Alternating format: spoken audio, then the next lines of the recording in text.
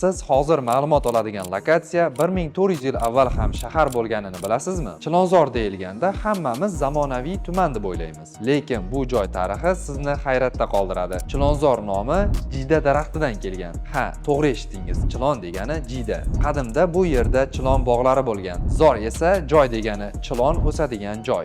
Lekin eng qiziq tomoni bu yerda 5-8 asrda, ya'ni bu yerda 1400 yil avval Oqtepa hamda Xirmontepa shaharchasi bo'lgan. Biz hozir turgan yerda bizning ajdodlarimiz yashagan. Respublika ahamiyatiga molik Abul Qosim madrasasi va Xayrobod Eshon majmuasi hali ham shu yerda. 1966-yil 26-aprel Toshkent zilzilasi 300 ming odam uysiz qoldi. Shahar markazi vayronaga aylandi. Lekin shu yerda muhim gap bor. Zilziladan keyin Chilonzorda eng katta qurilish boshlandi. Butun Sovet ittifoqidan quruvchilar keldi. Barchasi bir maqsad. Toshkent shahri, shu jumladan Chilonzorni ham qayta tiklash. Faqat 3,5 yil ichida 300 ming kishiga yangi uylar qurildi. Tasavvur qiling, 3,5 yil. Xo'sh, Chilonzor qanday o'zgardi? 1956-yilda atiga 50 ming odam, bugun esa 250 mingdan oshiq. Metro 1956-yilda yo'q edi. Bugun 5 ta bekat, Toshkentdagi birinchi metro yo'li Chilonzor. Maktablar 5 tadan 38 taga, kasalxonalar 1 tadan 9 taga. Maydoni 2530 gektar. Bu 3,5 ming futbol maydoniga teng. 1400 yillik tarixga ega Chilonzor bugun ham rivojlanmoqda.